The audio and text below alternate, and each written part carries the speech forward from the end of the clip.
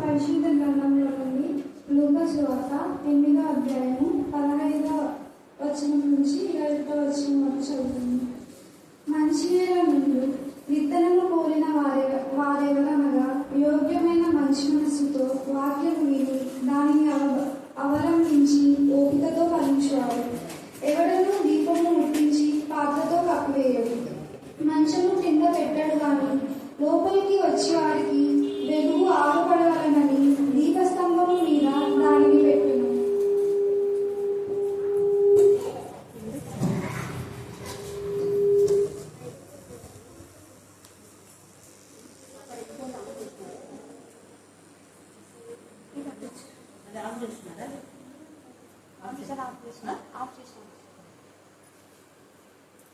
అక్కడ ఇంకోటి ఆన్ చేసినారా ఏదైనా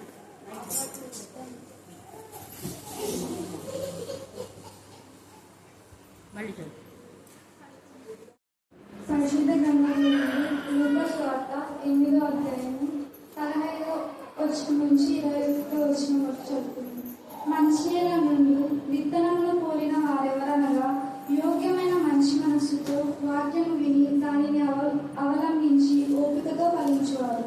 ఎవడనూ దీపము ముట్టించి పాత్రతో కప్పివేయడు, మంచం కింద పెట్టాడు కానీ లోపలికి వచ్చే వారికి వెలుగు ఆరుపడాలనని దీపస్తంభం మీద దానిని పెట్టును.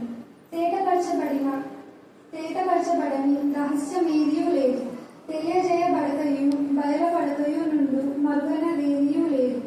కలిగిన వాటిని ఇయ్యబడును, లేని వాని యొద్ద నుండి తనకు కలదని అనుకున్నది కూడా తీసివేయబడును కనుక మీరెలాగూ వినుచున్నారో చూసుకుందులని చెప్పారు. ఆయన తల్లియు సహోదరులను ఆయన ఎదురుకు వచ్చి జనులు గుంపుగా ఉండుట చేత ఆయన దగ్గరకు రాలేకపోయింది. అప్పుడు నీ తల్లియు నీ సహోదరులను నిన్ను చూడగోరి వెనుకల నిలిచి ఉన్నారని ఎవరో ఆయనకు తెలియజేసి, అందుకు ఆయన దేవుడు వాక్యం విని దాని ప్రకారము జరిగించి వీరే నా తల్లియు నా సహోదరులని వారితో చెప్పారు. దేవుడి పరిశుద్ధ వాక్యాన్ని దీవించి ఆశీర్వదించినారు.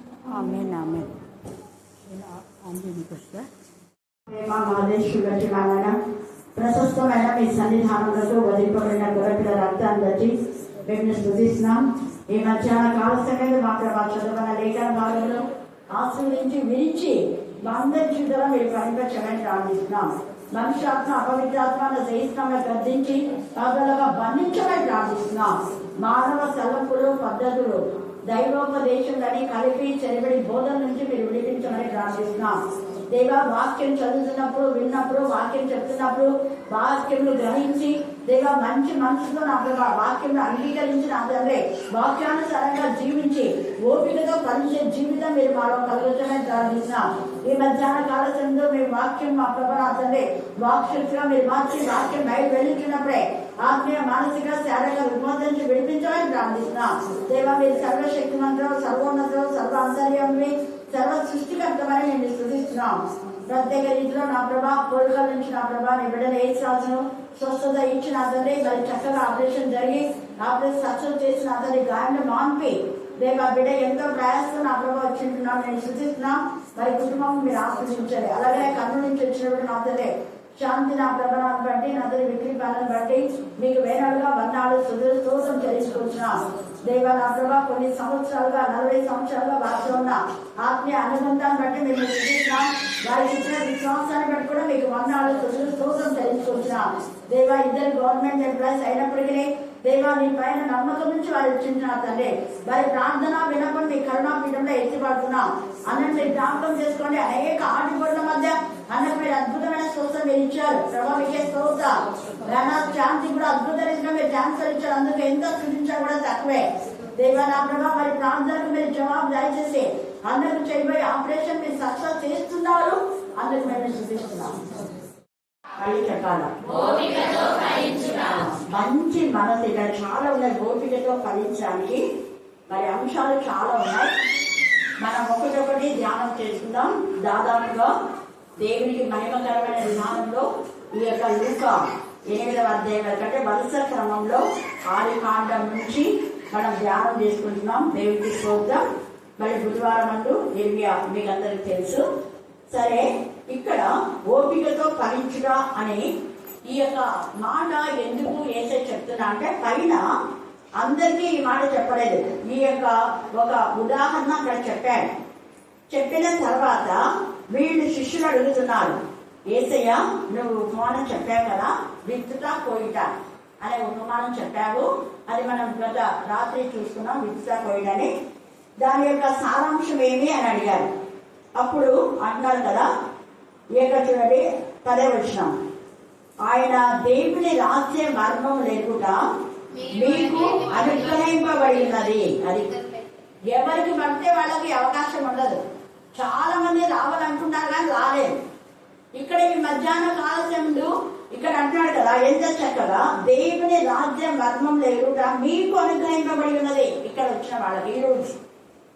తర్వాత అంటున్నాడు చూడండి, ఇతరులైతే చూచియు చూడకయు వినియు గ్రహింపకయు ఉండినట్లు వారికి ఉపమాన రీతిగా బోధింపబడుచున్నాయి. ఈ ఉపమాన భావం ఏమనగా విత్తనము దేవుని వాక్యము అన్నాడు. త్రోవ పక్కన ఉండేవాళ్ళు అంటే చాలా మంది లోపలికి రారు, బయటనే వాళ్ళ బతుకు. లోపలికి రావడానికి ధైర్యం ఉండదు, లోపలికి రావడానికి కొంతమంది సిగ్గు, కొంతమంది మేలు పొందుకొని స్వస్థత పొందిన తర్వాత మళ్ళా రారు, మళ్ళా రోగాలు వచ్చినప్పుడు మళ్ళీ వస్తారు. మళ్ళీ ఏమంటారు, మేము రోజు వాక్యం వింటున్నాం, అక్కడ ఎక్కడి నుంచి త్రోవ పక్కన కన్న వాళ్ళ బ్రతుకులు ఏమైపోతాయి అంటే త్రోవలో ఏ విధానంలో అపవాది భయంకరమైన విధానంలో మరి శోధిస్తుందో అలాంటి శోధనలో పడిపోతారు. అపవాది ఎత్తుకొని పోతుంది. త్రోవ పక్కన ఉండేవాళ్ళు కానివ్వండి, చాలా మంది ఇంటి దగ్గర ముచ్చట పెట్టింటారు. ఆ ముచ్చటలో లేదా సినిమాలు సీరియల్స్ చూస్తూ మన వాక్యం వింటున్నాం అంటారు. ఇంకా వేరే పనులు వాళ్ళందరూ త్రోవ పక్కల జీవితమే. అలాంటి వాళ్ళు దేవుని రాజ్య వారసులు కాదు. ఎందుకంటే వాక్యము అంటే శ్రద్ధగా వినాలి. శ్రద్ధగా పనుల్లో ఉన్నా పర్వాలేదు, కానీ వాక్యం పైన శ్రద్ధ ఉండాలి అన్నది దేవుని యొక్క ఉద్దేశం. అందుకని ఇక్కడంతా ఉంది మీకు త్రోవ పక్క పన్నవాళ్ళు, ముళ్ళపల్లో ఉన్నటువంటి వాళ్ళు, వీళ్ళందరి గురించి చెప్పి, అయితే నిజంగా నూరంతలుగా లేదా ఓపికతో ఫలించేవారు ఎవరు అంటే 15వ వచనంలో ఒకటి మంచి నేల. ఈ యొక్క మధ్యాహ్న కాల సందు ఇదంతా మనం రాత్రి ధ్యానం చేసుకున్నాం కాబట్టి అది నేను చెప్పడం లేదు. ఇక్కడ ఆ యొక్క ఉపమాన భావం చెప్పి మంచి నేల అంటున్నాడు. ఈ మధ్యాహ్న కాల సందు చెడు హృదయంతో మనం ఉంటే ఎప్పటికీ ఫలించాం. చాలా మంది చెడు హృదయంతో దేవుని సన్నిధిలోకి పాడడం, ప్రార్థన చేయడం వెళ్తూ ఉంటారు. చెడు హృదయం ఉన్నంత మట్టుకు కూడా ఆశీర్వాదాలు అనేవి రావు. చెడు హృదయం ఉన్నంత మట్టుకు కూడా మేలు అనేవి జరగవు. చెడు హృదయం ఉన్నంత మటుకు ఒకవేళ మేలు జరిగినట్టుగా కనిపిస్తాయి, ఒకరోజు మేలు జరగవచ్చు. ఆ తర్వాత ఆ మేలుగా అనిపించదు మనకు. మనం ఏమనుకున్నాం, ఇది మేలేలే, ఇది మంచేలే మనకు అనిపిస్తుంది. తర్వాత దాని చేయదు అనేది మనకు తర్వాత తెలుస్తుంది. ఒక నేరుగా సరైనగా కనపడే మార్గం కలదు, తుదకు అది ఏం కంటే తోలదిస్తుంది మరణము. అంటే అప్పుడు మనం వెళ్తున్నప్పుడు ఇది సరిగానే అనుకున్నారు. తర్వాత ఆ యొక్క జీవితం ముసిని పండంత చేదు అని రాయబడింది. అంటే ఇదే త్రోవ దీనిలోనే వెళ్దాంలే అని అనుకొని ఆలోచనలో స్వబుద్ధిని ఆధారం చేసుకొని సొంత ఆలోచనలో ఎవరో చెప్పింది విని వాళ్ళు రమ్మంటే వస్తాయి, వీళ్ళు రమ్మంటే వస్తాయి, వాళ్ళు రమ్మంటే పోతాయి, వీళ్ళు రమ్మంటే పోతాయి అంటుంటారు. ఎక్కడికి వెళ్ళారు అంటే చెప్తుంటారు అన్నమాట. వాళ్ళు బలవంతం చేశాక పోతుంటాం. అలా బలవంతం చేసి ఈ రోజు పోతావు, తర్వాత దాని పరిణామం దేవుడు ఇక్కడ చెప్తున్నారు. మంచి నేలలో ఉంటే ఆ మంచి నేలలో ఉండే వాళ్ళు ఎంత చక్కగా ఫలిస్తారంటే అంత చక్కగా. ఈ యొక్క మధ్యాహ్న కాలంలో మంచి నేల తయారు కావాలంటే వాక్యము ద్వారా ఉదక స్నానం చేయబడాలి. తండ్రి అయిన దేవుడు తన యొక్క ప్రశస్తమైన రక్తంలో నిన్ను నన్ను కడిగి శుద్ధి చేసి నిన్ను నన్ను కొని తన బిడ్డలుగా తన సొత్తుగా స్వకీయ సంపాద్యంగా చేస్తే మనం ఆయన పొలం అయినప్పుడు మనం మంచి పొలం లాగానే చేస్తారు. అందుకే నేను మంచి పొలములో, మంచి పొలం మంచిదే, విత్తనం కూడా శ్రేష్టమైనదే. మంచి పొలంలో శ్రేష్టమైన విత్తనం విత్తింది, కానీ అది ఎందుకు కారు ద్రాక్షలు దాచింది అంటాడు. బాధపడతాడు ఏషియా 5వ అధ్యాయంలో. పొలము మంచిదే, విత్తనం కూడా శ్రేష్టమైనదే, శ్రేష్టమైన విత్తనం నేను విట్టాను, కానీ ఆ తర్వాత దాని యొక్క కారు ద్రాక్ష కారణం ఏంటి అంటే లోక మర్యాదను అనుసరించడం, లోకస్తులతో కలిసిపోవడం, ముళ్ళ పొదలలో పడడం, లేదా ఇంకా త్రోవలో ఉంటే పక్షులు ఎత్తుకొని వెళ్ళిపోతాయి. రాత్రి నేల పడినాయి, ఇంతలో బాగా అంగీకరించి సంతోషంతో గంతులు వేసి తర్వాత కష్టం వస్తేనే సహవాసానికి దూరం అవుతుందా? వాళ్ళు ఏదైనా చాలా మంది చేసే తప్పుడు ఇదే. వాళ్ళకి ఏమైనా వాళ్ళు చేసిన తప్పును మనం ఇది తప్పు అన్నామనుకో ఇంకా నల్లా. రాత్రి నేల అంటే అదే స్టబన్ హార్ట్. అవును కదా, మనం తప్పును సరిదిద్దుకొని దేవుడితో సమాధానపడి దేవుడి సందికి వెళ్దాంలే అని అస్సలు అనుకోరు. మీరు చేసిన దాన్ని వాక్యానుసారంగా లేదు మీ ప్రవర్తన, అందుకనే మీకు ఈ శోధన వచ్చింది. ఎందుకు మీకు ఈ శోధన, ఈ వేదన, ఈ రోదన అంటే వాక్యానుసారంగా లేనప్పుడు కొన్ని వస్తాయి, విశ్వాస పరీక్షలో కొన్ని వస్తాయి, ఓపికతో ఫలించడానికి కూడా మనకు శోధనలు వస్తాయి. శోధనలు 3 రకాలుగా వస్తాయి. కానీ మనకు మనమే ఆత్మపరిశీలన చేసుకోవాలి. ఏ విధానంలో మనం నిజంగా మనం యోగులాగా దేవా యథార్థవంతున్నాయి నీ సన్నిధిలో నేను ఎలా ఉంటాను, నీకే తెలుస్తుంది కదా అని అనుకున్నప్పుడు అది నీకు విశ్వాసంలో పరీక్ష. యోసేపుకు వచ్చింది పరీక్ష, దావీదుకు వచ్చింది. వాళ్ళందరూ ఓపికతో ఫలించారు. హల్లెలూయా, హల్లెలూయా. శ్రమలలో దాడుకున్నారు. ఎన్ని శ్రమలు, అందుకే దావీదు అంటాడు శ్రమనందకు మనకు తోమించింది, శ్రమనంది ఏమైందంటే ఆయనకు మేలే. ఈ శోధన ద్వారా దేవుడు కీడు విషయమే ఎవరిని శోధించాడు, మేలు కోసమే. మేలు విషయమే దేవుడు మనల్ని శోధించి డబల్ బ్లెస్సింగ్స్ మనకి ఇస్తాడు.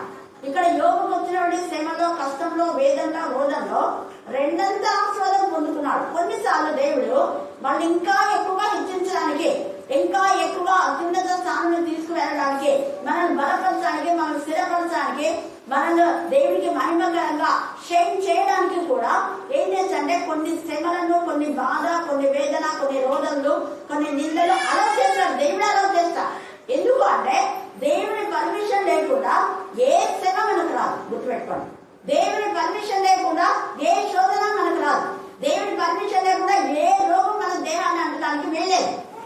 ఎందుకంటే ఈ దేహము దేవునికి ఆలయం. దేవుని ఆలయమైన ఈ ఆలయంలో ఆయన చెడగొట్టాడు. కానీ అపవాది చెడగొట్టాలని చూస్తాడు. అపవాది దేవుని దగ్గర అడుగుతాడు కొన్ని పర్మిషన్స్. యోగు నేను శోధించబోతున్నా, అప్పుడు నేను దూషిస్తాను కూడా అర్థించి అంటే అపో ఏమైనా తీసుకుపోన్నాడు. కానీ ఆత్మను ఏం చేయడానికి లేదు. హల్లెలూయా. దాని అర్థం ఏంటంటే నీకు ఎన్ని శోధనలు వచ్చా, ఎన్ని కష్టాలు వచ్చా, ఎన్ని ఇబ్బందులు వచ్చా, ఆత్మ విషయంలో కరెక్ట్ గా ఉండాలి. యోగు అంత విషయం కూడా ఆధ్యాత్మిక విలువను శోధించుకున్నాడు. మనం ఒక ఉపవాస ప్రార్థన పెట్టుకున్నప్పుడు ప్రార్థనకు ప్రథమ స్థానం ఇవ్వాలి, మిగతా వాటికి కాదు. మిగతా వాటికి నువ్వు ఇస్తున్నావు అంటే దేవుని కంటే ఎక్కువ ఉద్యోగం ప్రేమిస్తున్నావు, దేవుని కంటే ఎక్కువ ఇంకోటి ప్రేమిస్తున్నావు, దేవుని కంటే ఎక్కువ ఇంకోటి ప్రేమిస్తున్నావు. ప్రేమకు నిదర్శనం ఏంటంటే నిజంగా దేవుని సన్నిధికి రావడం, దేవునితో ఫెలోషిప్ చేయడం, దేవునితో సహా. ఉపవాసం అంటే ఊరికి అన్నం తినకుండా ఉండడం కాదు, దేవునితో సహవాసం. దేవునితో సహవాసం చెప్పనే బ్లెస్సింగ్స్ ఎట్లా తెలియదు రావు కదా. దేవునితో సహవాసం చేయాలి, అదే ఉపవాసం. నిజమైన ఉపవాసం.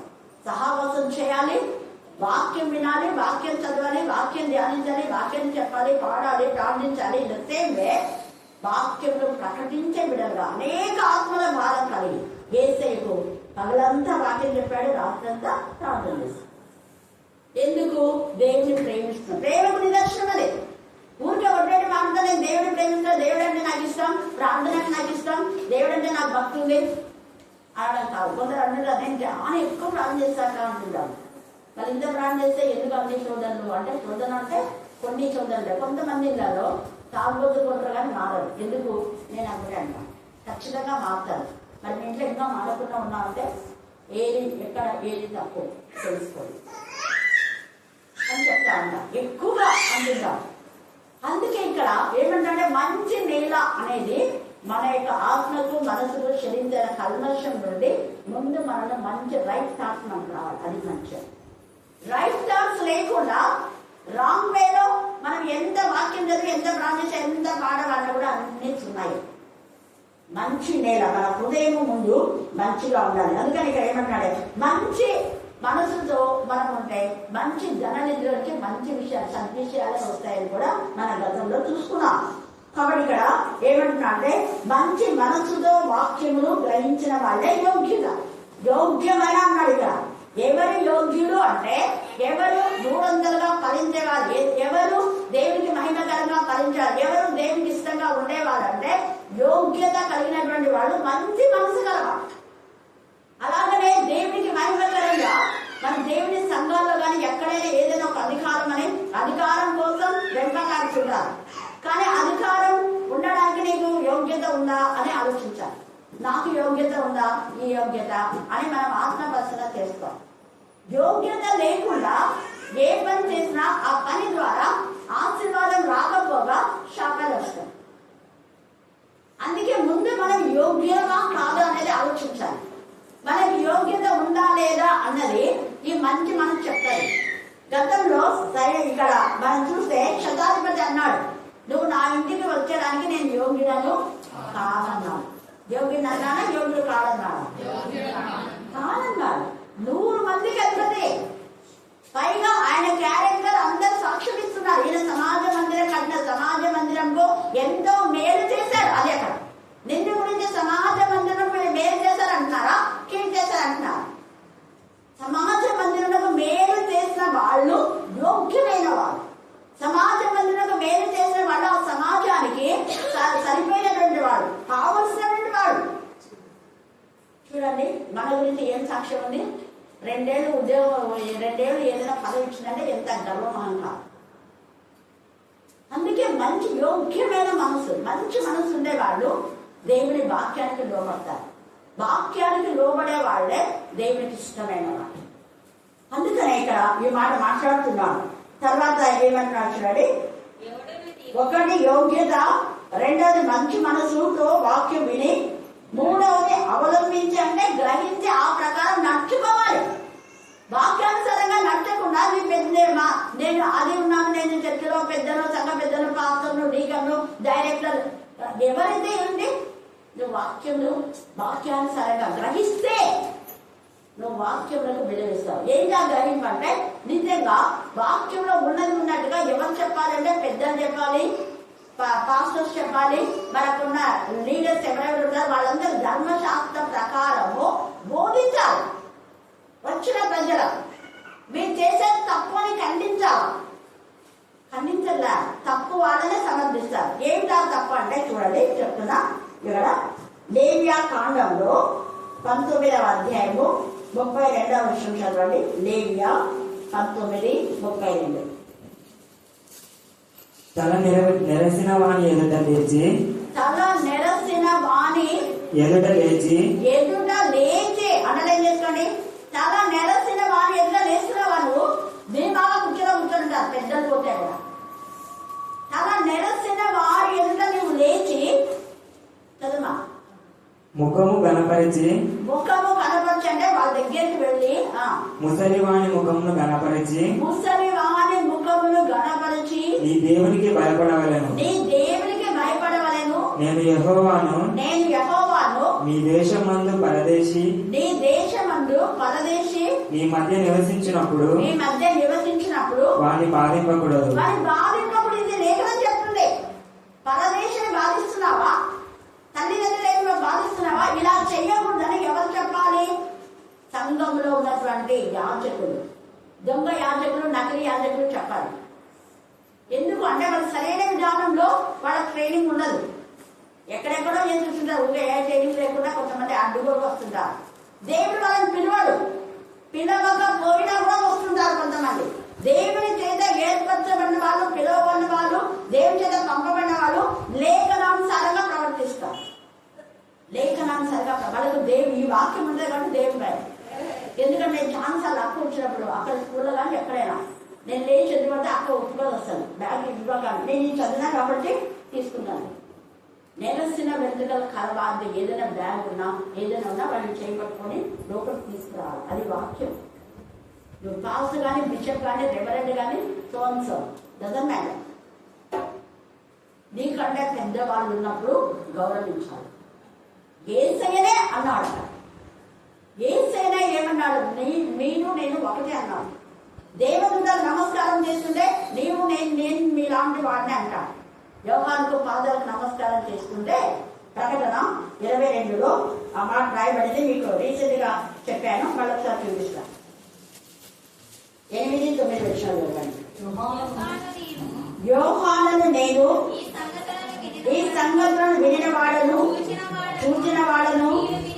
నేను విని చూచినప్పుడు వాడి నాకు చూపుచున్న దూత పాదముల ఎదుట నమస్కారం చేయడం సాగిలపడగా.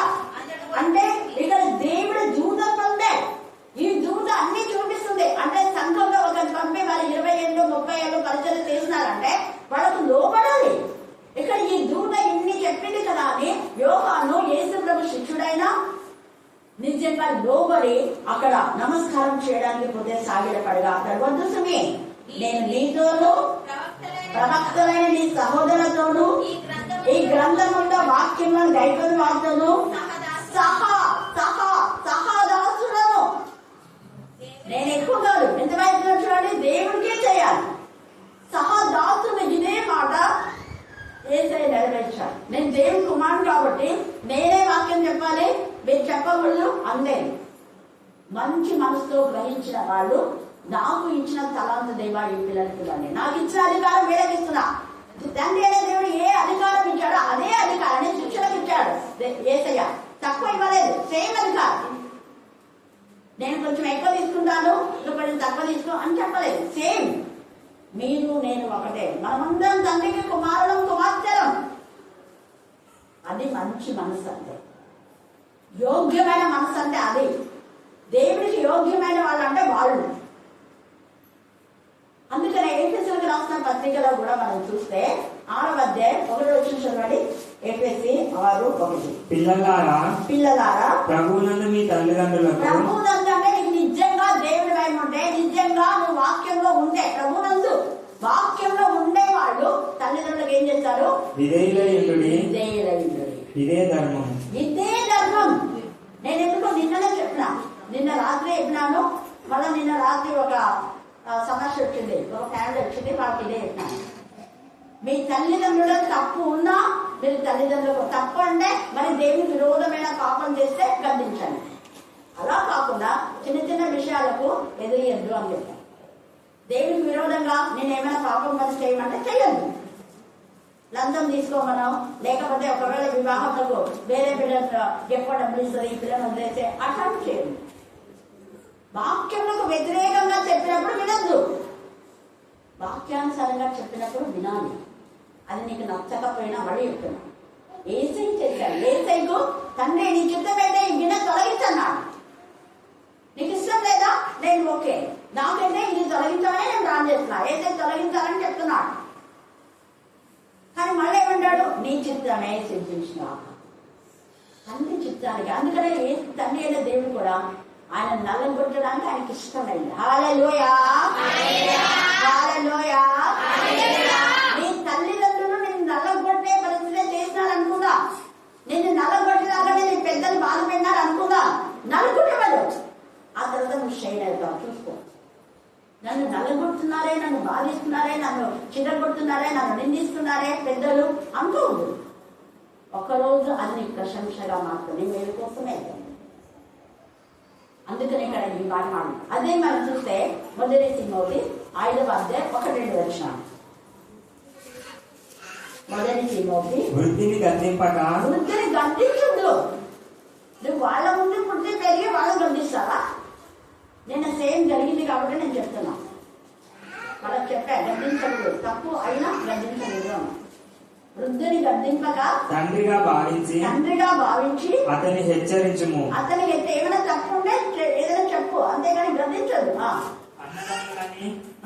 అన్నదమ్ములని యవనులని తల్లులని వృద్ధ స్త్రీలను అక్క చెల్లెండ్రులను పూర్ణ పవిత్రతతో మనసులో కల్మషం లేకుండా.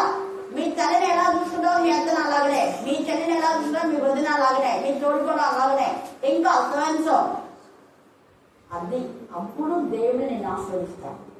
ఎందుకంటే ఏది మనం చేస్తాం అదే చెప్పాలి. మా మమ్మీ వాళ్ళ చెల్లెంతో వాళ్ళ ఆడపడుచుకంతో ఇంకా ఎక్కువనే ప్రేమిస్తుంది ఆడపడుతుంది. నాన్న కూడా అంతో. మా అమ్మ చెల్లెళ్ళు ఎలాగో, మా అమ్మ తమ్ముళ్ళని అన్నం ఎలాగో, వాళ్ళ తమ్ముడు కూడా అలాగే. మా అమ్మమ్మ నా తాతయ్యలు ఎలాగో వాళ్ళ అమ్మని కూడా అలాగే. అలాగే చెయ్యమని మా గురించి చెప్పారు. మీకు తెలుసు, ఇక్కడ మేము ఉన్నప్పుడు మా అత్తమ్మ వాళ్ళు 1.5 నెలలు ఉండేవాళ్ళు బాంబే నుంచి వచ్చి, మొత్తం ఫ్యామిలీ చిన్న వయసు నాది. ఆయన కూడా వీళ్ళతో బాగా చెప్పించాడు, మేమే చేయాలి, నా అతనికి ఏ పని పెట్టించాడు. పట్టించారు ఏంటి అసలు మేము కూడా చెప్పాము తెలియదు. ఎందుకు ఈ ఆశీర్వాదం ఇప్పుడు అంటే అలా మనం చేస్తే వేదం లేకుండా తదనంతరం మనం గ్రహించేస్తాం. నీకు ముందు జీవితంలో నీకు నీ పిల్లలు ఆశీర్వదించబడాలి అంటే ఇలా చేయాలి. కొంతమంది అంటున్నారు వాళ్ళ కొడుకు ఏం పనిన్నాడు, వాళ్ళ కొడుకు ఒకటే తల్లిదండ్రులు ఎదిరిస్తున్నాడు ఇంత చిన్న వయసు అంటే, మరి మీరు ఎదిరిస్తున్నారు కదా వాళ్ళ నాయనమ్మని కోడలతో, నువ్వు ఎదిరిస్తున్నావు కదా అంతా నీ కూడా నీకు ఎదిరిస్తున్నాడు. తీసుకొచ్చాడు బాగుందా? ఈ మధ్యనే విన్నాను చూడండి.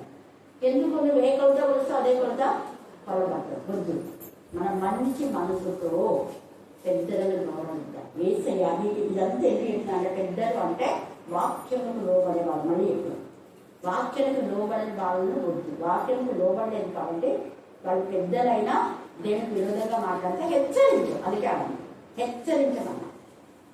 ఇక్కడ ఇప్పుడు రాబోతుంది మనకు టాపిక్ కూడా. వాళ్ళు పెద్దలైనా తల్లిదండ్రులైనా వాళ్ళు విరోధంగా వాక్యంలకు విరోధంగా ఉంటే ఖచ్చితంగా ఎందుకు వాక్యం ఇలా ఉంది కాబట్టి నేను ఈ పని చేయను అని చెప్పవచ్చు, ఏం తప్పలేదా. తర్వాత కూడా అది మంచి మనసుతో వాక్యము విని దానిని అవలంబించి ఓపికతో ఫలించేవారంటున్నాను. తర్వాత రెండవది ఏమంటున్నా అంటే ఇక్కడ ఇది మళ్ళీ చదువుకున్నా 16 నుంచి ఇక్కడికి రండి. ఇప్పుడు నేను ఇదంతా ఎందుకు చెప్పాను అన్నది 19 వచ్చింది కదండి. ఆయన తల్లియు సహోదరులను ఆయన యుద్ధకు వచ్చి జనులు గుంపుగా ఉండుట చేత ఆయన దగ్గరకు రాలేకపోయి అప్పుడు నీ తల్లియు నీ సహోదరులను నిన్ను చూడగోరి వెలుపల నిలిచి ఉన్నారని ఎవరో ఆయనకు తెలియజేసి అందుకు ఆయన అయ్యారు. మీ మమ్మీ ఎంతసేపు వెయిట్ చేస్తా ఉంది, మీ అమ్మ ఉన్నారు, మీ సహోదరులు అంటే ఉందా నాకు కజిన్స్ ఉన్నారు అని చెప్తున్నారు. అప్పుడు వెంటనే వేసి అవునా అని బయటకు పోలేదు, పోయాడా లేదు. వెంటనే ఏమంటున్నాడు, అందుకు ఆయన దేవుని వాక్యం విని దాని ప్రకారం జరిగించు వీరే. ఇది అండర్లైన్ చేసుకోండి. దాని అర్థం ఏంటంటే తల్లి మరియా వాక్యం వినడానికి, సహోదరులు కూడా వాక్యం వినడానికి రాలేదు ఇక్కడ. ఆయన సహోదరులు కూడా ఆయన అర్థం చేసుకోలేదని, ఆయన కజిన్స్ అర్థం చేసుకోలేక బాగుంటున్నారు ఉన్నారు. వేరే అంతా జనంతా గుంపు కూడా వస్తున్నారు. తల్లి జాగ్రత్త ఉంటుంది అనుకోండి మేబీ. అయినా తల్లిని గౌరవించాడు. సిల్వ దగ్గర ఉన్నప్పుడు అమ్మాయి ఇదిగో నీ కుమారుడు గౌరవించాడు. ఇక్కడ మాత్రం ఈమె మాత్రమే నా తల్లి కాదు, మీరే. ఇది వాక్యములకు స్థానం ఇవ్వాలి. వాక్యానుసారంగా జీవించే పెద్దలను గౌరవించాలి. వాళ్ళే నాకు తెలిసే కాస్తంతో కాస్తంగా అంటారు. నేనైతే హల్లెలూయా హల్లెలూయా. మన సంఘంలో 20 సంవత్సరం సండే స్కూల్ చెప్పిన వాళ్ళు ఎవరైనా ఉన్నారా? అంటే ఇక్కడ ఉన్నారా? ఎవరు? మేరీ టీచర్ ఉంటారు. అదే కాస్తం ఉన్నారా ఎవరైనా? లేదు. మళ్ళీ గౌరవిస్తున్నారా? సిగ్గుందా అని అనాలన్నా. నేనైతే అన్నా, మీరు అన్నారు లేదు నాకు తెలియదు. ఆమె పెద్దది. ఆమె కన్నీళ్ళు కాచినప్పుడు మీకు వినపడలేదా? మీరు పెద్దలు అనుకుంటున్నారు. ఆమె స్టూడెంట్స్, వాళ్ళంతా స్టూడెంట్స్ అయ్యిండి సిగ్గు లేకుండా మాట్లాడినారు కొంతమంది. అవిధేయత చేయకూడదు. ఎప్పుడోసారి దేవుడు ఊరుకోడు. ఆయన రోషంలో వాడాడు. వాక్యములకు విరోధంగా మనం ఏం చేశాడో క్షమించాడు. ఇక్కడ ఏసే వాక్యం నెరవేరుస్తున్నాడు. వాక్యం వినేవాళ్లే అంటున్నాడు ఇక్కడ. మళ్ళీ అలాగనే తల్లిని గౌరవించి అమ్మ ఇదిగో నీ కుమారుడు తల్లిని గౌరవించాడు. ఎవరికి ఇవ్వాల్సిన గౌరవానికి ఇచ్చాడు. ఇక్కడ కూడా ఇక్కడ మనం చూస్తే 8వ అధ్యాయం 2వ వచనంలో 12 మంది శిష్యులు, ఇక్కడ వాళ్ళ యొక్క అన్నదమ్ములు లేరు. అపవిత్రాత్మలు వ్యాధులు పోగొట్టబడిన కొందరు స్త్రీలు. వీళ్ళకి అపవిత్రాత్మ పోతే ఎప్పుడు ఏసని వెంబడిస్తున్నారు. మరి నీలో దురాత్మ పోతే నువ్వు ఏసని వెంబడిస్తున్నావా? మళ్ళా అది వస్తాయి కానీ అప్పుడు మళ్ళా ప్రార్థనలు వస్తాయి. పోయిన తర్వాత నువ్వు ఎప్పుడు ఏసని వెంబడించాలి. ఇక్కడ మీరు సొంత బంధువులు కాదు. ఎందుకు చూడండి, ఏసైకు సహకరిస్తున్నారు వీళ్ళు. అపవిత్రాత్మలు వ్యాధులు పోగొట్టబడిన కొందరు స్త్రీలు అనగా 7 దయ్యములు వదిలిపోయిన మగ్దలేనే అనబడిన మరియ,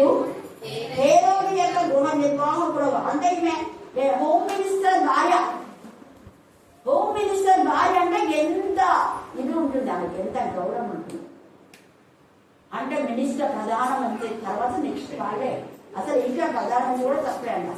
హోమ్ మినిస్టర్ చెప్పినాడు, ప్రధానమంత్రి కూడా వినాలి. యోసేపు ఎలాగా, యోసేపు చెప్తేనే రాజు వినాలి. అంత క్యాడర్లో ఉన్న ఈమె ఏసేను వెంబడిస్తాము. మరి మనం బ్రతుకులు ఎలా ఉన్నాయి ఒకసారి చూద్దాం. ఆమెకు అనారోగ్యం ఉన్నప్పుడు యోహాన్ బాగు చేశాడు. యోహాన్ నుంచి ఏసయ్య దగ్గరికి ఆమె శిష్యురాలుగా అయిపోయింది. యాక్చువల్గా ఆమె యోహాన్ శిష్యురాలు. యోహాన్ చనిపోయిన తర్వాత గుండె కదిలిపోయింది. అప్పుడు మానసికంగా ఆమె మంచం పట్టే కలిసి అప్పుడు ఏసయ్య ఆమె వస్తామని. అందుకని చెప్పేసి ఆమె ఏసేను వెంబడిస్తుంది. తర్వాత సూచనే ఇక్కడ తల్లి మర్యలేదు, ఏసే సహోదరు లేదు. అందుకనే ఇక్కడ వచ్చినారు. వీళ్ళంతా కలిసి ఆయన పరిచయం చేస్తున్నారు. వీళ్ళు ఇతర అనేకులు, ఈ అనేకులు ఒకవేళ ఎవరైనా ఉండొచ్చు, తమ కలిగిన ఆస్తితో వారికి ఉపవాసం చేయించవచ్చు. మీ ఆస్తి వద్దు, మీ డబ్బులు ఏమొద్దు, వాక్యము వినండి అనే మాత్రం చెప్పాను. ఇక్కడ వాళ్ళ ఆస్తితో ఏసైకు శిష్యులకు వచ్చే వాళ్ళందరికీ భోజనాలు ఏర్పాటు చేస్తున్నారు. హల్లెలూయా, హల్లెలూయా, హల్లెలూయా. ఎంత మందిగా భోజనాలు ఏర్పాటు చేస్తున్నారు వీళ్ళంతా. ప్రతిరోజు ఒక్కరోజు కాదు, ఒక్కరోజు కాదు, ప్రతిరోజు. వీళ్ళు కేవలం వాక్యం చెప్పాలి, వెంటనే రావాలి. ఇంకా ఆయనతో పాటు కొత్త శిష్యులు ఎవరైనా ఉంటే వాళ్ళు కూడా అరేంజ్మెంట్స్ వీళ్ళే. ఎంతో మంచి స్త్రీలు చూడాలి. ఈరోజు కూడా ఉదయం వచ్చి చాలా మంది స్త్రీలు పరిచయం చేశారు. హల్లెలూయా, హల్లెలూయా. అందుకే యేసయ్య యొక్క ఉద్దేశం ఏంటంటే వాక్యము ప్రధాన స్థానమే.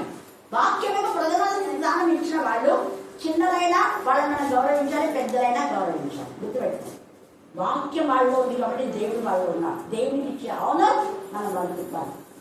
తర్వాత ఇక్కడ ఏమంటున్నాడు ఇప్పుడు 16వ వచనం, ఎవడను దీపము ముట్టించి పాత్రలో కప్పివేయడు. పాత్రలో కప్పి దీపం ముట్టించి అంటే నీకు రక్షణ దీపం దేవుడు వెలిగించాడు. వాక్యం అనే వెలుగు నీలో ఉంది. వాక్యమైన వెలుగు నువ్వు కప్పివేస్తావా? నువ్వు ఒక వాక్యం యొక్క సత్యం తెలుసుకుంటే వెంటనే అది 10 మందికి వెలుగు ఉండేలా చెప్పాలి. ఖచ్చితంగా నువ్వు విన్న వాక్యం, నువ్వు నేర్చుకున్న సత్యం, నీకు దేవుడు చేసిన మేలు సాక్ష్యం ఒక్క రోజులో కాదు సాక్ష్యం పోయేది. ఎన్ని మారులో సాక్ష్యం, అనేక మారులో సాక్ష్యం చెప్పాలి. ఒకసారి చెప్పి చేతులు కడుక్కోవడం కాదు. చేసిన మేళలో దేని మరొకడం ఉందా? ఉంది కదా. మరి నేను ఎన్నిసార్లు చెప్తాను, గిచ్చలకు కానీ తర్వాత ప్రారంభించే వాళ్ళ టీం కానీ మనబద్ధంగా ఆరోగ్యం జీవితాలు వీళ్ళంతా ఆత్మీయమైన దానం అండి. 105 సంవత్సరాలు బతికి చనిపోయింది. దీవెన అండి, సరళ అండి, హెలల అండి, రామలక్ష్మి, సుశీలమ్మ, సుశీలమ్మ, జసింది, రీటా, దీనవంశిన, జయమేరి, మేరీ, ఇంకా వీళ్ళంతా ఆత్మీయమైనటువంటి వాళ్ళు. ఆత్మీయమైన వాళ్ళని నేను అప్పుడప్పుడు ఎందుకు గుర్తు చేస్తాను అంటే దేవుని యొక్క కృప. మనం అలా చేయకపోతే విశ్వాసఘాతకులు అంటారు. అందుకని మీరు కూడా మీకు ఆత్మీయ ఎంతమంది దైవజనులు వచ్చారో సుదర్శన మంత్రుల నుంచి మీకు గుర్తుందనుకో, అంతవరకు రోజు పని చేయండి. మీకు మా నాన్నప్పటి నుంచి ఎవరెవరు వచ్చారో అక్క రాస్తుంది తేజగా. మా నాన్నప్పటి నుంచి ఆమె ఇక్కడ పెళ్ళేది చెన్నికల్లో ఉంది కాబట్టి ఆ ప్రాసెస్ అంతది ఎంత కృతజ్ఞత. అందరూ అది చదివి చాలా మంది నాకు మళ్ళీ కాల్ చేశారు. నాకు మంచి మెసేజ్ మాకు అందించాను వాట్సాప్లో. ఏ పాస్టర్ అయితే అలవాళ్ళ పాస్టర్ నాకు మంచి మెసేజ్ ఇచ్చినట్టు మా ఫ్యామిలీ గురించి రాస్తున్నాడంట. అది గూడూరు దాంట్లో మెయిన్గా నాన్న ఎక్కువ రోజులు పనిచేశాడు అన్న దాంట్లో తీసుకున్నాక అది నేను చూసి పంపిస్తే ఎంత సంతోషపడినాను. నేను ఎందుకు ఈ మాట చెప్తున్నా అంటే మనకు మేలు చేసిన వాళ్ళను జ్ఞాపకం చేసుకుంటేనే బ్లెస్సింగ్స్. మనకు మేలు చేసిన వాళ్ళకు మేలు చేయకపోయినా పర్వాలేదు, కీడు చేస్తే వాళ్ళ ఇంటిలో కీడు ఎప్పుడు తొలగిపోతుంది. God bless you. మీకు అది కండక్ట్ చేయమని చెప్పి నిన్న పిల్లలు ఇద్దరు విన్నారు కదా. అది చూడండి, కండక్ట్ వాక్యం నేర్చుకుంటే పిల్లలు ఎంత మోరల్గా చెప్తున్నారు. అందుకనే పెద్దలు అంటే తల్లిదండ్రులు, దైవజనులు వాళ్ళకి ఎప్పుడు మనం విజయం. ఇక్కడ ఏసయ్య ఎవరు నా తల్లి నా సహోదరులు అంటున్నారు. నేను అందుకే నా సొంత తల్లిదండ్రుల కంటే మిమ్మల్ని ఎందుకు ప్రేమించేదంటే మీరు వాక్యం వింటున్నారు కాబట్టి. నా అన్నదమ్ముల కంటే మీరే అని చెప్పేది. అందుకే ఇక్కడ ఏసయ్య చెప్పిన మాట ఈ వాక్యం చెప్పిన వాళ్ళు ఎవరైనా అదే చేస్తారు. నా తల్లి నా సహోదరులు కాదు, ఇదో వీరే. ఎంత చక్కగా దేవుని వాక్యం విని దాని ప్రకారం జరిగించు. మీరే మీరే మీరే మీరే లేకపోతే నా సహోదరు నా తల్లియు నా సహోదరులని వాక్యం చెప్పాను. అందుకే మా అమ్మల ప్రేమ ఒకసారి డాడీని మమ్మీని మర్చిపోతానేం కానీ ఖచ్చితంగా మా అమ్మమ్మ తాతయ్యను ఇక దానం ఆంటీని చల్లలాంటి ఎల్లలాంటి వీళ్ళని మర్చిపోయాను దీవెలాంటి అదంతా ఆత్మీయంగా నాకు సపోర్ట్ చేసినవారు. దాదాపు ఇప్పుడు శాంతి వచ్చింది 40 సంవత్సరాలుగా పైగా మా కంట్లో. కాబట్టి ఇక మధ్యాహ్న కాల సమయం ముందు మన జ్ఞాపకం చేసుకోవాలి. ఇక్కడ అంటున్నాడు కదా, దీపములు వెలిగించి అంటే నీకు వాక్యము. నువ్వు ఏం చేస్తున్నావు అంటే చూడండి, దీపస్తంభం తీసేసి నువ్వు ఆ యొక్క దీపమును మంచం కిందలో కొంచెం అంటే వ్యాపారం, కొంచెం అంటే పడి అంటారు చూడండి, తెలుసు కదా, ఆ పడిలో ఎవరైనా ముస్తారా మీరు కదా.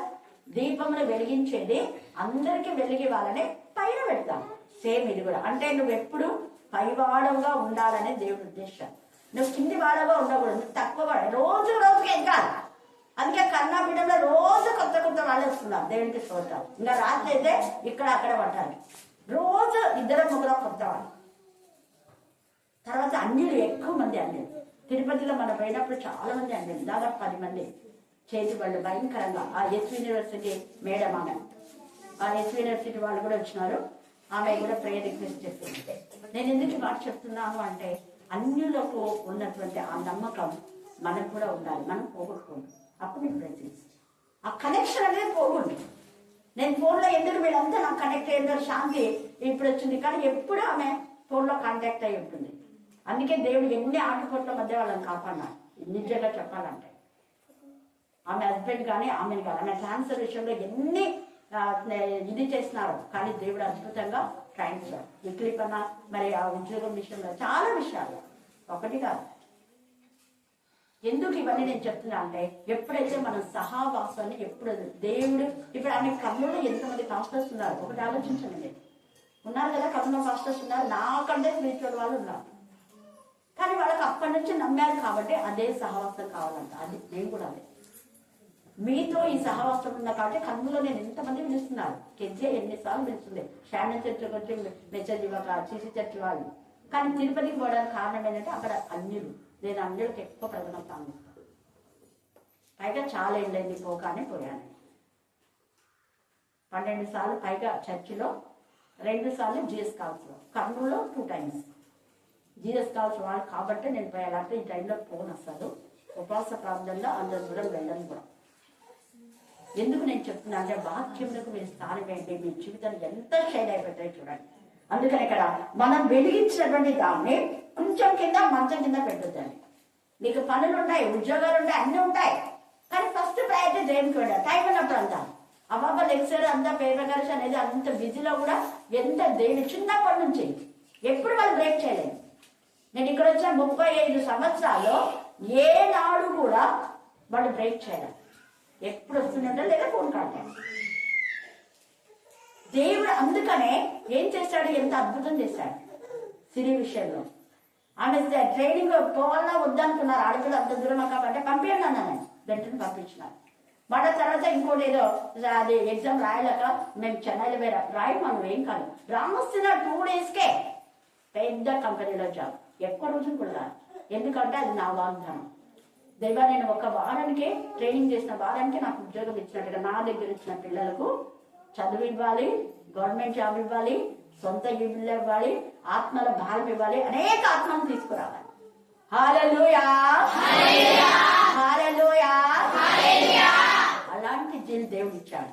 అది మనం దేవుడి చెంద అడగాలి, దేవుడు చేస్తాడు ఖచ్చితంగా. అందుకే ఎందుకు అంటే మనం మంచం కింద కొంచెం కింద పెడితే వెళ్ళాం.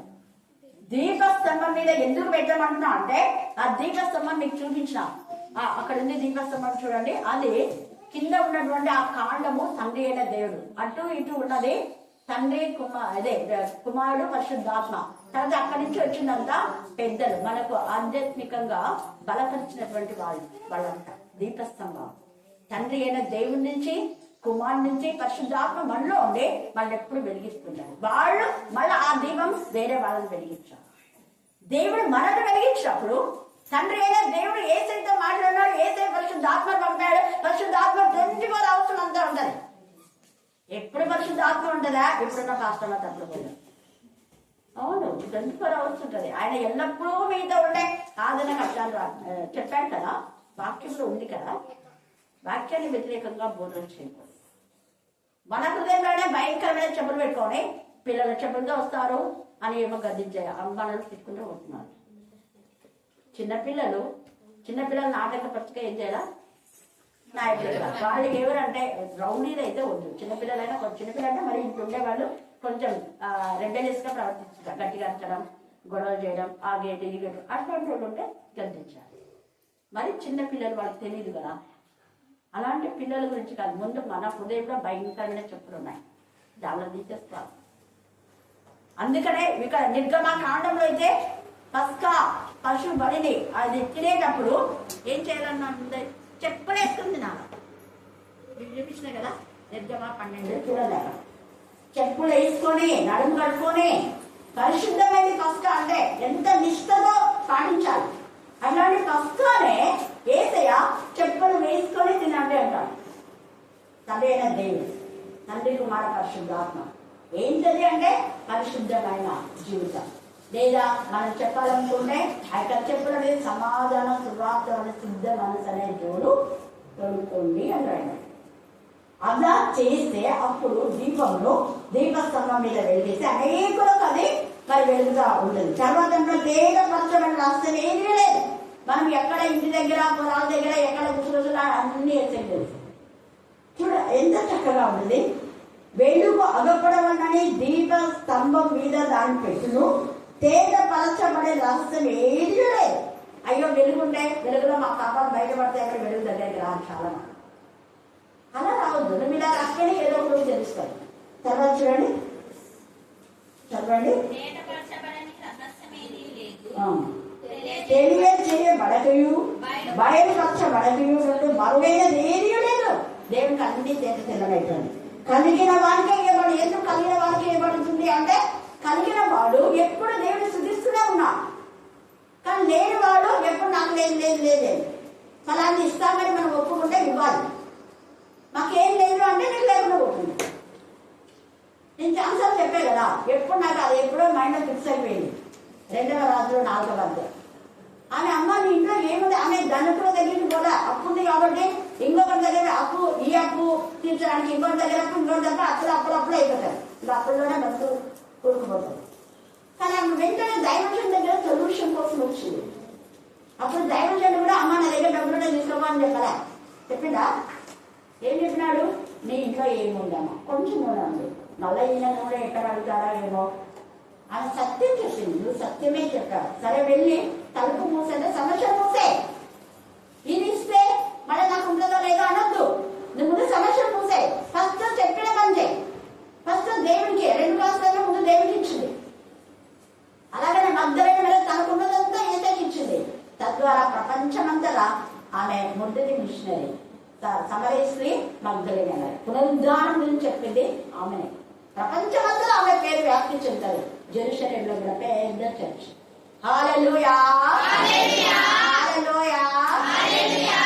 ఫస్ట్ ప్రయారిటీ నువ్వు దేవుడికి ఇచ్చి చూడు.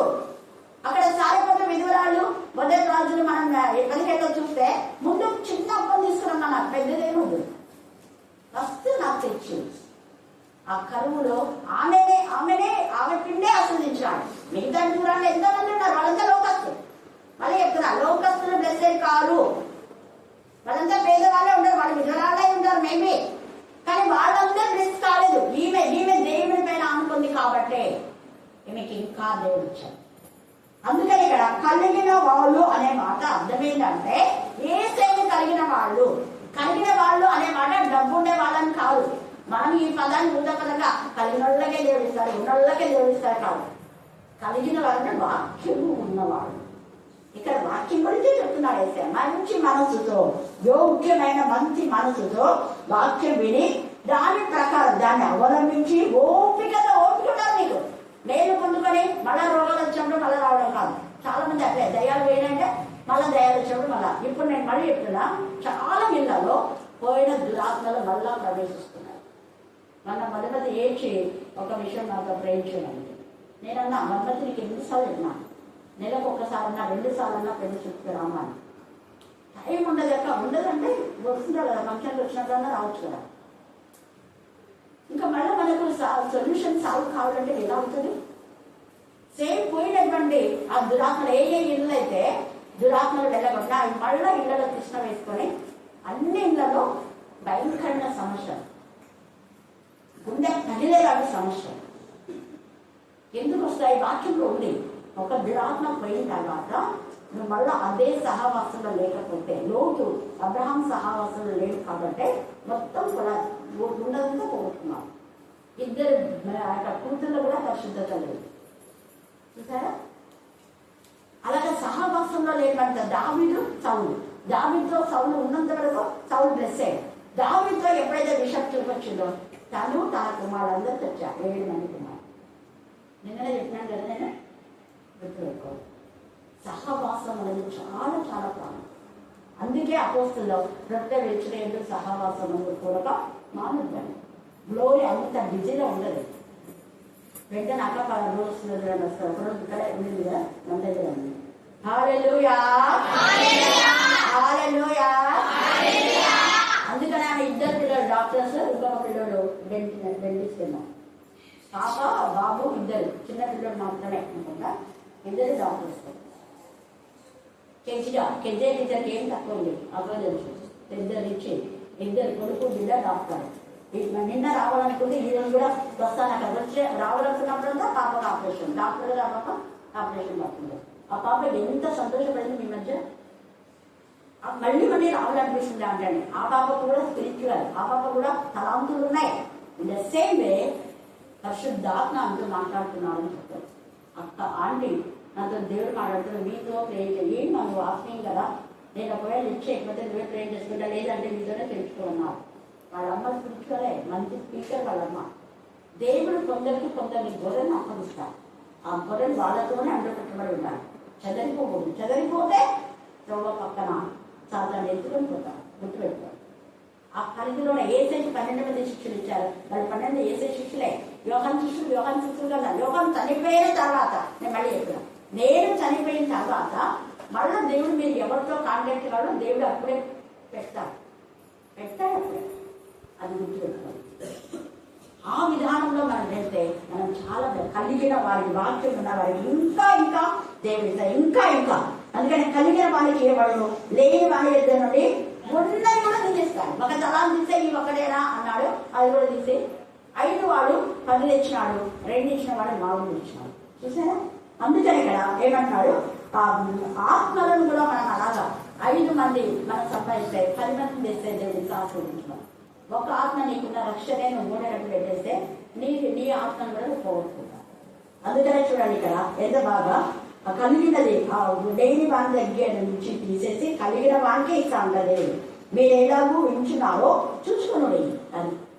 ఇదంతా మనం చెప్తున్నాము. తల్లిలు అంటే ఎవరు? ఆయన తల్లి, ఆయన సహోదరు అంటే ఆయన వాక్యం వినేవాళ్ళే. కాబట్టి ఈరోజు చాలా కావాల్సిన మందు మనం 100 ఫలించాలంటే, 1 యోగ్యమైన మనసు ఉండాలి, 2 వాక్యం విని గ్రహించి వాక్యానుసారంగా నడవాలి. అప్పుడు ఓపిక ఉండాలి. మళ్ళీ ఓపికగా అప్పుడు ఫలిస్తాం. ఎంత 100 ఫలాలు దేవుడు మనం అందరికీ దయచేయం కాక. ఆమేన్, ఆమేన్, ఆమేన్. ఈ సమయమందు ప్రార్థన. సహోదరి దేవి మనం ప్రార్థన నటిస్తాం. అక్కడ సింహం ఉండదు, క్రూర జంతువులు దాన్ని చూస్తావు, అవి అక్కడ కనబడవు. విమోచింపబడిన వారే అక్కడ నడుచుడు.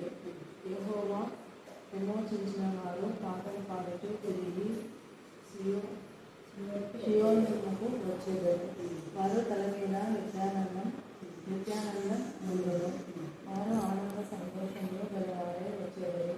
దుఃఖంలో నిద్రలో ఎగిరిపోవడం. మీ దుఃఖం ఖచ్చితంగా ఎగిరిపోతారు. ఇదే వాక్యం చదువుకుంటూ ఉంటారు. రోజు దేవుని అడుగు పొందుకుంటారు. రోజు దేవుని అడుగు. దేవుని విజయాలు అన్ని ఇచ్చిన దేవుడు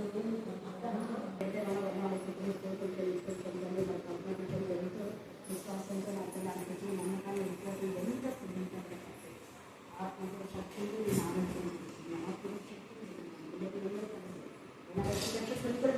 కుమారుల విషయంలో మీరు అద్భుతంగా చేస్తున్నారు. ఏదైతే మీరు ఎదురు చేస్తారో దాని ప్రకారం మీరు జరిగింది కదా. అది కంపెనీ విషయంలో కూడా ఒక మంచి సంబంధాన్ని మీరు బయటేస్తున్నాను. మీరు చేస్తున్నాను. మీ చిత్రమైతే వారి కుటుంబాన్ని సరిపోయిన అమ్మాయి మీరు సెట్ చేసిన 2020లోనే అదే మీరు సెట్ చేసిన పాపను బట్టి వాళ్ళు ఇద్దరు పిల్లలు బట్టి కూడా మేము ఇస్తున్నాం. దేవా పద్మ వ్యాపారం నానానికి ఆస్వాదించండి. ఆమె నా ప్రపంచం ఎంతగా నీకనే తెలిసాను అనుసరించండి. ఒకవేళ ఈ మధ్య తను ప్రార్థన చేయడం మీద వాక్యం చదవడం క్షమించండి, మన్నించండి. పరిస్థితులను బట్టి తను కుంగిపోయి లేదు మీరే కృపాస్థానం కలిగించండి. మీరే మరి సింహాగలం పద్మను ఆశ్రయించే పద్మను బలపరచబడట మీ కనికరంతో మీ కృపతో మీ ప్రేమతో మీ దయతో మాత్రం మీరు చాలా పెద్ద దేవుడిగా కృపలుకుంటారు. మీరు అద్భుత కలుగుగా ఉంటుంది. ఆమె ఖండించండి, మీరే ఆమెకు ఖండించండి. ఆ తల్లి అందులో ఎవరాన్ని ఖండించదు. కానీ నేను చేస్తున్నందుకు నన్ను శుద్ధిస్తూ ఏ స్నానం ప్రారంభిస్తున్నాను తండ్రి. ఆమేన్. ఆమేన్.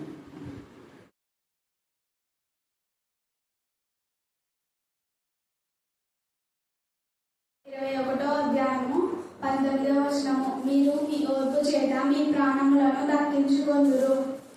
యాకోబు రాసిన పత్రిక 1వ అధ్యాయము 2వ వచనము. నా సహోదరులారా, మీ విశ్వాసమునకు కలుగు పరీక్ష ఓర్పును పుట్టించునని ఎరిగి మీరు నానా విధములైన శోధనలలో పడినప్పుడు అది మహా ఆనందమని ఎంచుకొనుడి. మత్తయి సువార్త 6వ అధ్యాయము 19వ వచనము. భూమి మీద మీ కొరకు ధనమును కూర్చుకొనవద్దు. ఇక్కడ చిమ్మెటయో తుప్పులు తినివేయును, దొంగలు కన్నం వేసి దొంగిలేదరు. పరలోకమందు మీ కొరకు ధనమును కూర్చుకొనుడి. అచట చిమ్మెటైనను తుప్పైనను దాన్ని తినివేయదు. దొంగలు కన్నం వేసి దొంగిలరు. నీ ధనము ఎక్కడ ఉండునో అక్కడనే నీ హృదయం ఉండును. I will leave you, believe in the Lord Jesus. And 16:31. God bless you.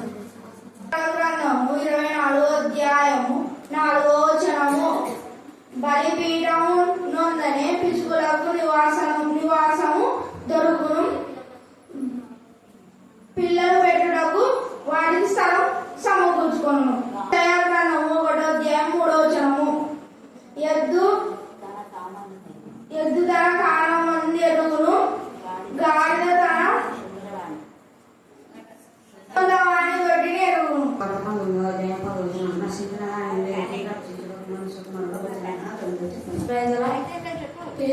పత్రిక 4వ అధ్యాయం 4వ వచనం. ఎల్లప్పుడూ ప్రభువునందు ఆనందించుడి, మరలా చెప్పుదును ఆనందించుడి.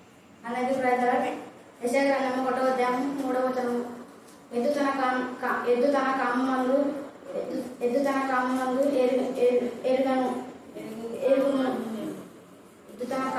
ఎరుగును. గాడిద సొంత దొడ్డిని తెలుసుకొను. ఇశ్రాయేలు తెలియజేయమనగా నా జనులు తెలుసుకున్నారు. And the good shepherd gives his life for the sheep. John chapter 10 verse 11. నేను గొర్రెలకు మంచి కాపరి తన గొర్రెలకు ప్రాణం పెట్టును. యోహాను 10:11. Rejoice in the Lord always. కీర్తనల గ్రంథము 18వ అధ్యాయము 2వ వచనము. యెహోవా నా శైలమా, నా కోట, నన్ను రక్షించువాడు, నా కాపరి, నా శృంగము, నేను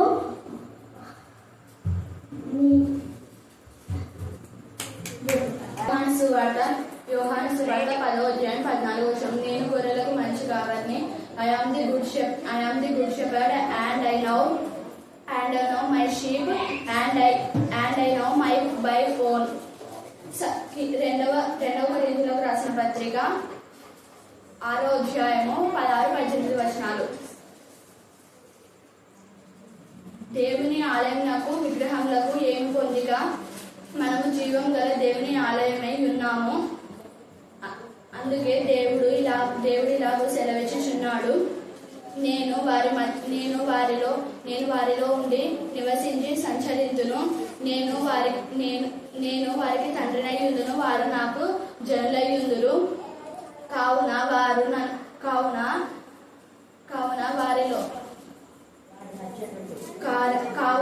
మధ్య నుండి ప్రత్యేక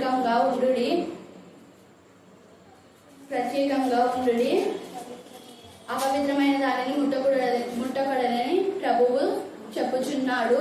మరియు నేను మిమ్మల్ని చేర్చుకొందును, మీకు తండ్రినై ఉందును, మీరు నా కుమార్తెనై ఉందురు అని సర్వశక్తి గల దేవుడు సెలవిస్తున్నాడు. కీర్తనల గ్రంథము 25వ అధ్యాయం 4వ వచనము. యెహోవా నా మార్గమును నాకు తెలియజేయము, నా త్రోవను నాకు తేటపరచుము. అందరికీ ప్రశ్న చెప్పబోయే కన్యసవాక్యం సామెతల గ్రంథము 15వ అధ్యాయం 6వ వచనం. నీతిమంతుని ఇల్లు గొప్ప ధననిధి.